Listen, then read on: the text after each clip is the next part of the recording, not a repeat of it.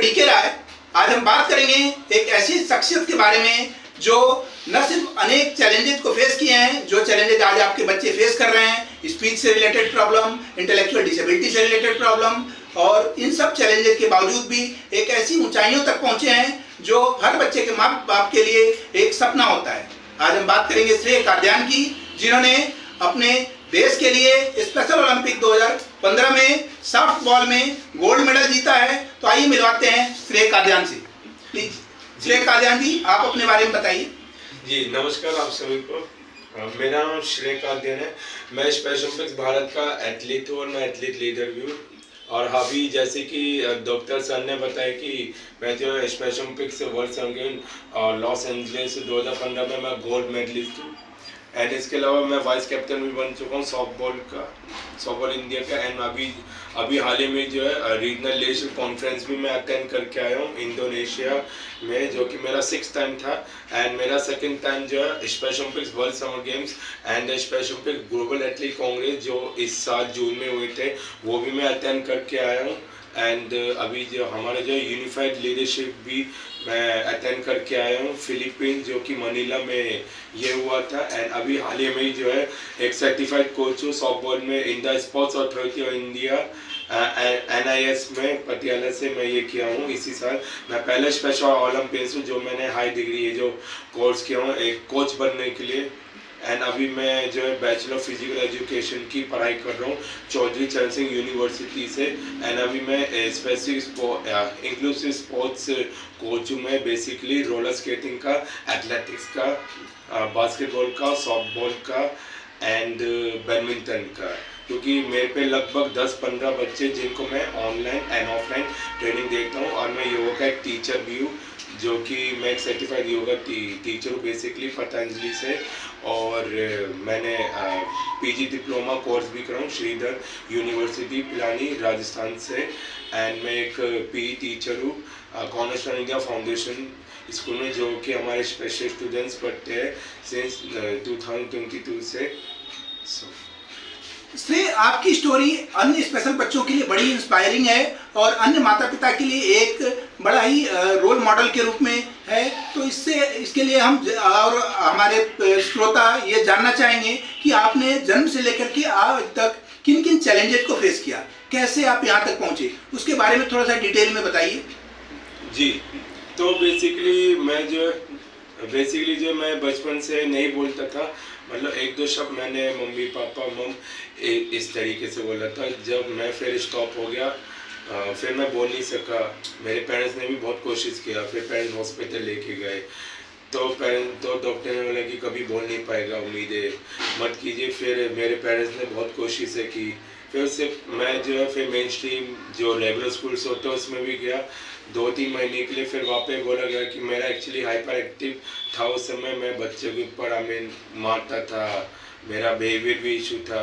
फिर ये बोला गया कि जो हम इसको या कंटिन्यू नहीं कर पाएंगे, आप कोई और स्कूल देख लो या स्पेशल स्कूल देख लो। तो मेरे पेरेंट्स ने जो है अमर ज्योति जो स्कूल है वो देखा। तो अमर ज्योति में एक्चुअली एडमिशन थे नहीं उस समय, फुल थे और भी मेरे साथ प्रॉब्लम था। तो ये बोला गया था कि इसको जो हाइपर एक्टिव बहुत ज़्यादा, इसको बॉल फेंकिए, इसके हाइपर एक्टिवनेस जो है वो निकालिए, पार्क में इसके साथ खेलिए। तो मम्मी मेरा बहुत सपोर्ट करती थी, खैर अब भी करती है। मेरे पापा ने भी किया है, ऐसा नहीं कि नहीं किया, उन्होंने भी किया है। तो पार्क में वो दोनों ही थे, बट मोस्टली मम्मी रहती थी मेरे साथ। तो फिर ये सजेस्ट किया गया था कि आप जो है माता भगवती चंदनी कीर्तन जो कि एम्बिशन स्कूल के नाम से भी जाना जाता है, आप इसको एडमिशन कराइए। तब तक ये स्कूल सेक्टर 6 नोएडा में था। आज तकरीबन ये जो है सेक्टर 132 नोएडा में ये स्कूल। तो मैं वहाँ पे इनरोल हुआ 2002 में। तो उस समय मेरी स्पीच थी नहीं, डिले था और मेरा मेंटली भी जो इतना अच्छा नहीं था। मतलब जैसे जो नॉर्मल बच्चे होते हैं वो जल्दी समझ जाते हैं, मेरे साथ कंडीशन ही थी कि मैं जल्दी नहीं समझता, टाइम लेता था। खैर अब सब सही हूँ, लेकिन ये बहुत ज़्यादा प्रॉब्लम था। इसके ऊपर बहुत पूरा काम किया, हार्ड वर्क किया। फिर स्मार्ट वर्क भी क्या किस तरीके से किया जाता है। फिर वहाँ पे इन्वायरमेंट जब लिया तो मेरे को एक अच्छा लगा उन्हीं बच्चों के साथ रहना, मिल के रहना ही चीज़ें, क्योंकि नॉर्मल के साथ हम जब रहते थे वो इतना हम जल्दी कैचअप नहीं कर पाते थे, गैदरिंग नहीं हो पाती थी, ये चीज़ें था मेरे साथ। तो श्रेय, आपने स्पेशल ओलंपिक में पार्टिसिपेट करने का आइडिया कहाँ से आया, किसने आपको मोटिवेट किया और कैसे आपने प्रिपरेशन किया, उसके बारे में थोड़ा बताइए। बेसिकली उससे पहले जो जब मैं 5-6 साल का था तब मैं गली में क्रिकेट खेलता था और मैं स्कूल में भी बहुत खेलता। मेरी पढ़ाई इतनी अच्छी नहीं थी। मेरी जो नॉन एकेडमिक विंग था, जो एक्टिविटी था, लाइक मेरा डांस था और जो स्पोर्ट्स था, योगा था, ओवरऑल अदर जो एक्टिविटीज़ था वो बहुत अच्छा था। मेरा स्पेशली स्पोर्ट्स बहुत अच्छा रहा है, क्योंकि मैं खुद एक स्पोर्ट्स बैकग्राउंड से, मैं एक ऐसा अपने घर से, अपने फैमिली से बिलोंग करता हूँ एज अ स्पोर्ट्स पर्सन, क्योंकि मेरा स्पोर्ट्स एक अंदर ही था कि हाँ कुछ ना कुछ करना है लाइफ में। तो और हमारे जो स्पेशल ओलंपिक भारत के दिल्ली से कोच आते थे, महीने में या 2 महीने में एक बार आते थे। वो जो है हमारे स्कूल को उन्होंने इंट्रोड्यूस किया था स्पेशल ओलंपिक्स बाद में। वो फिर हमें जो है ट्रेनिंग देते आते थे, क्योंकि हमारे स्कूल में 2 कोचेस थे, बहुत पुराने थे पहले, गुलशन सर और राजकुमार थे उस समय, वो भी कोच थे, बट उनको कुछ चीज़ें नहीं पता था। और फिर वह उन्होंने भी हमारी एग्री, और जो हमारे इंक्लूसिव जो कोच थे उन्होंने भी उनसे एग्री, फिर स्पेशल ओलंपिक भारत के जो कोच थे उन्होंने इनको हेल्प किया। तो मेरा जो है बेसिकली मेरे जो कोच है उन्होंने ही मुझे इंट्रोड्यूस किया था स्कूल के through special Olympic Bharat Delhi में 2008 में। मैंने जो है क्रिकेट खेलना शुरू किया, क्रिकेट से ही शुरुआत की, जो कि मेरा बचपन का यही सपना था मैं क्रिकेट से ही खेलूँ। तो मेरा बेसिकली जो है नेशनल कोचिंग कैंप हुआ था। उससे पहले अदर जो फेडरेशन है या फिर जैसे छोटे मोटे स्कूल्स के जो गेम्स है उसमें पार्टिसिपेट किया, मैराथन में गया हूँ मोस्टली मैं जो हूँ। तो आपने ये प्रिपरेशन जब किया तो उसमें क्या क्या चैलेंजेज आपको फेस करने पड़े और कितने घंटे पर डे आप प्रैक्टिस करते थे और कैसे प्रैक्टिस करते थे? बेसिकली जब मैंने ज्वाइन किया तो स्कूल में मेरी प्रिपरेशन होता था, फिर मैं पार्कों में करता था, क्योंकि हम लोगों के लिए स्टेडियम था ही नहीं। स्टेडियम में होता था तो कोच जो इतना ध्यान नहीं देते थे। मैंने जो है मोस्टली मेरा ये सपना था कि मैं एक ही स्पोर्ट्स में ध्यान दूँ, क्रिकेट में ध्यान दूँ और सब में ध्यान न दूँ, सब में खेलता रहूँ। तो ऐसा जब मैं आई थिंक 2008 के बाद या 9 के बाद मैं जो है बेसिकली मैंने जो एथलेटिक्स में भी बहुत खेला हूँ। बेसिकली मैंने जो रनिंग में भी ध्यान दिया हूँ। 100 मीटर 200 मीटर मेरा बहुत अच्छा रहा है और शॉटपुट मैंने 1-2 बार खेला हूँ। तो ये था, बट क्रिकेट में मेरा मेन फोकस था। तो मैं क्रिकेट अकेडमी ज्वाइन करता था, लगभग 2 से 3 घंटा मैं इसमें शाम में टाइम देता था। तो इस तरीके से, क्योंकि जो हमारे जो कोचेस थे रेगुलर के, वो नॉर्मल बच्चे साथ ही ट्रीट करते थे, कोई अलग से ट्रीटमेंट नहीं था इस तरीके से। तो काफ़ी ऊपर नीचे चैलेंजेस आए हैं। तो जैसे कि स्पीच में पहले की ये था कि दिक्कत थी, अब सही बोल लेता हूँ, लेकिन अब स्पोर्ट्स में भी दिक्कत थी, क्योंकि मेरे टाइम पे और अब के टाइम पे देखेंगे अब इतनी दिक्कत नहीं है, लेकिन कहीं ना कहीं फिर भी दिक्कत है, क्योंकि वो कोच उस तरीके से नहीं मिल पाता जो बच्चे को जो चाहिए होता है। तो मैं समझता हूँ कि मेरे लिए बहुत चैलेंजिंग था उस समय, क्योंकि कई दफ़ा कुछ जो टेक्निकल जो स्किल्स थी वो हमें समझ में नहीं आता था। हमें जो इजी लगता था, इजी वाला हमें समझ आया।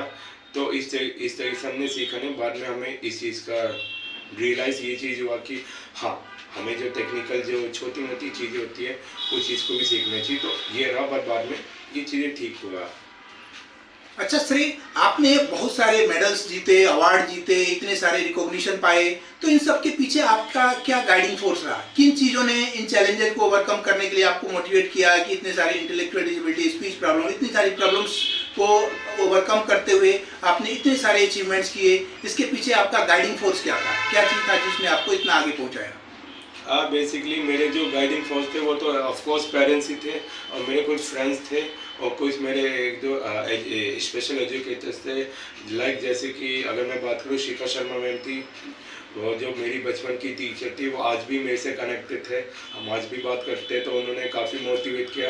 एजुकेशन में नीलम झा मैम ने भी बहुत मोटिवेट किया, और भी टीचर्स ने सपोर्ट किया। सपना मैम भी थी और पफू सर थे, एंड स्पोर्ट्स टीचर में रोहित मचंदा सर ने काफ़ी मदद किया।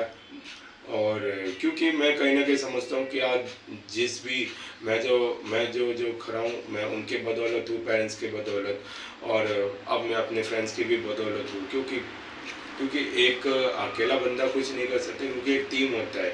जब टीम होता है तो आपको सपोर्ट करने वाले बहुत कुछ मिलते हैं। तो यही है मेरा, क्योंकि बहुत ज़्यादा वर्क भी इसके ऊपर रहा है।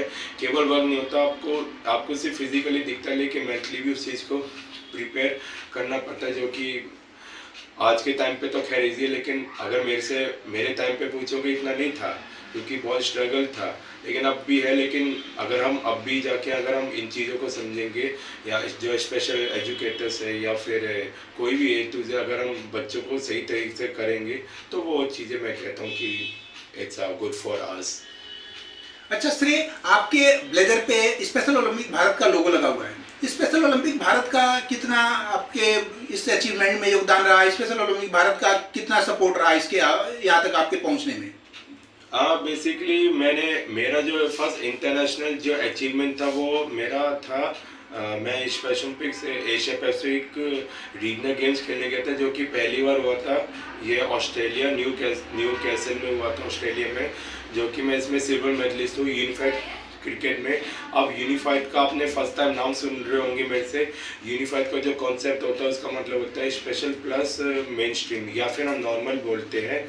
इसमें होता है कि दोनों को एक साथ गैदरिंग करना, एक साथ हमें इंक्लूसिविटी फैलाना, इस फ्रेंडशिप को बिल्ड करना, ये था ताकि हम सोसाइटी को दिखा सके कि हाँ, हमसे स्पेशल कोई मौका नहीं देते, हम नॉर्मल को भी मौका देते हैं। तो देखिए, मेरे पास भी एथलीट्स है, मैं बच्चे को जो मेरे प्लेयर्स है, हमने कभी भी स्पेशल नॉर्मल नहीं समझे उनको, एक तरीके से एथलीट ही समझो। मेरे लिए सब नॉर्मल है, कोई स्पेशल नहीं, ऐसा है। तो स्पेशल ओलंपिक्स भारत ने भी काफ़ी सपोर्ट किया है स्पोर्ट्स में भी। उन्होंने जो किया, उनको तो मैं खैर एक सल्यूट करूँगा, क्योंकि आज उनकी भी बदौलत खड़ा हूँ। क्योंकि एक सपना ये भी था कि मुझे कभी ब्लेजर मिले इंडिया का। जैसे याद है, मैंने भाग मिल्खा भाग मूवी भी देखा था। अब उससे पहले बचपन का सपना था कि हाँ, मुझे इंडिया का कोच मिले, क्योंकि एक ओलंपिक का होता है ना, हाँ प्लेयर, हाँ यार कुछ तो होना चाहिए इंडिया का ब्लेजर। हाँ, तो आज ये मिला है। सो मैं प्राउड फील करता हूँ इसके लिए, क्योंकि बहुत बड़ी गर्व की बात होता है, हर किसी को नहीं मिलता। इसके लिए बहुत कुछ कमाना पड़ता है, बहुत कुछ खोना पड़ता है आपको, इन फील्ड एंड ऑफ फील्ड में आपको। एंड इसके अलावा मेरा जो है, जैसे कि सर ने अभी मेरा इंट्रोड्यूस किया था, मैं बेसिकली मेरा जो अचीवमेंट है, मैं गोल्ड मेडलिस्ट हूँ। सॉफ्ट बॉल एक ऐसा गेम है, लाइक जैसे यूएस एंड कनाडा का गेम है, इससे मेरी गेम की पहचान बढ़ी है। क्रिकेट के बाद इससे मेरा ज़्यादा ग्रोथ हुआ है, क्योंकि सॉफ्टबॉल एक ऐसा गेम है जैसे कि ये इजी गेम है, लाइक क्रिकेट की तरह। जैसे बेसबॉल जो है तिरछे हैंड से फेंका जाता है, ऐसी जो सॉफ्टबॉल है अंडर आर्म से फेंका जाता है। इसका स्लो पिच में गेम खेला था, बट मैं फास्ट पिचिंग भी खेलता हूँ। एंड इसके अलावा मैं यही कह सकता हूँ कि वो और भी सपोर्ट रहा है, एंड मेरा लीडरशिप में भी बहुत रहा है, क्योंकि मैं खुद एक ग्लोबल एथलीट लीडर भी हूँ इंटरनेशनल में। तो अपने आप को एक बहुत पोजीशन में रखना, ये बहुत बड़ी बात होता है। It's unbelievable for my life, but it's not very easy to maintain all your designation and all things, but you have to be maintained, that's it. श्रेय, जो आपने अपने अचीवमेंट बताए, ऐसे ही और तमाम सक्सेसफुल लोगों की कहानियों के साथ न सिर्फ ये हमारे यूट्यूब चैनल पे जाएगा, बल्कि हमारे upcoming book let me be the best a practical guide for autism, जो कि स्पेशल ओलंपिक भारत को डेडिकेटेड है, और इसका 20% रॉयल्टी भी स्पेशल ओलंपिक भारत को जाएगा। तो इस तरह के और भी अचीवर्स हैं, उन सबकी सक्सेस स्टोरीज हम अपनी बुक्स, अपने ऑनलाइन कोर्सेज और अपने यूट्यूब चैनल पे पब्लिश करेंगे। तो जो हमारे श्रोता हैं, उनको आप क्या संदेश देना चाहेंगे? जो पेरेंट्स हैं, जो परेशान हैं कि उनका बच्चा बोलता नहीं है, ऑटिज्म है, ADHD है, और वो उन्हें कोई हेल्प नहीं मिल पाता है, उन्हें कोई फ्यूचर नहीं दिख पाता है, उन पेरेंट्स के लिए आप क्या संदेश देना चाहेंगे? मैं पेरेंट्स को यही संदेश देना चाहूँ कि आप पहले अपने बच्चे के अच्छाइयों को जानने की कोशिश करो। हम सभी लोग तो कमियाँ देखते हैं, कमियाँ तो ठीक है, लेकिन आप अच्छाइयाँ नहीं देखते उस बच्चे के अंदर अच्छाइयाँ क्या है। बच्चा जो करना चाहता है वो ठीक है, लेकिन बच्चों को, या फिर जैसे कि लड़का लड़की, उसको समझाओ कि लाइफ में करना क्या चाहते हैं। जैसे मुझे पता था कि मुझे स्पोर्ट्स पर्सन बनना है, और दूसरी फील्ड में जैसे कि और मुझे जाना है, जैसे लाइक मैं एक स्पेशल एजुकेटर के तौर पे जाना चाहता हूँ। वो आपका मेन नहीं होना चाहिए, वो आपका बैकअप होना चाहिए। अगर मान लो सपोज कीजिए कि अगर आपको मेन में आपको सपोर्ट नहीं मिलता तब आप दूसरे में जा सकते हो। इसी तरीके से आप अपने बच्चों को बता सकते हो कि करना क्या है। ज़रूरी नहीं है कि स्पोर्ट्स में आप फिल्म इंडस्ट्री में आ सकते हो, या फिर आप वेब डिज़ाइनिंग में आ सकते हो, या फिर सीए में आ सकते हो, या फिर एसएससी में, या कोई भी जो बैंक होल्डर है जो भी आप बनना चाहते हो उसमें आ सकते हो, या फिर क्लब ऑफिसर या गवर्नमेंट ऑफिसर बन सकते हो। उसके लिए ज़रूरत ये है कि आप स्पोर्ट्स भी खेलो। स्पोर्ट्स एक ऐसी चीज़ है जो आपकी लाइफ बदल देता है, एंड आप एजुकेशन भी सही से करेंगे वो अच्छा है। मैं ये बोलूँगा कि आप स्पेशल जो स्कूल्स होते हैं उसमें जुड़वाइए, नहीं तो हमारे जो मेन स्ट्रीम स्कूल्स होते हैं, आई मीन जो इंक्लूसिव स्कूल्स हैं, स्पेशल प्लस नॉर्मल, जैसे कि एग्जांपल के तौर पे जेपी पब्लिक स्कूल है ग्रेटर नोएडा में, वहाँ आप ज्वाइन करवा सकते हो। और दिल्ली एनसीआर में ना जाने कितने भारत के कई राज्यों में मेन यूनिफाइड स्कूल्स है, वहाँ जुड़वा सकते हो। फिर अपने बच्चों को आप स्पेशल ओलंपिक्स में भी ला सकते हो। इवन आप जो स्पेसिफिक स्पोर्ट्स कोच की तलाश कर रहे हो आप मेरे पे भी लेके आ सकते हो, या फिर और आप जो मान लो जिस भी स्टेट में रहते हो वहाँ पे भी लेके आ सकते हो। तो अपने बच्चे को कभी भी बेकार ना समझे, ऐसा ना समझे कि हाँ बच्चे ठीक नहीं कि हम उनको आश्रम छोड़ दें या हॉस्टल छोड़ दें। नहीं, आप बच्चे को ठीक कर सकते हो। जैसे कि एक आपके सामने, मैं खुद एक मेन स्ट्रीम में भी मैं वर्क करता हूँ, एक मैं स्पेशल स्कूल में एज अ जो है पीई टीचर हूँ, क्योंकि अपने आप में एक ये बहुत बड़ी बात है, लेकिन लोग नहीं देखते, क्योंकि लोग देखते कि पैरालंपिक के प्लेयर्स को। मैं कहूँगा कि आप स्पेशल ओलंपिक्स के प्लेयर्स को भी देखो, उन्होंने कितना अचीव किया। As a players and coach बनना या टीचर बनना अपने आप में बहुत बड़ी बात होता है। ठीक है जी, तो ये कहूँगा, never give up in your life and do your best what ever you want. Thank you so much.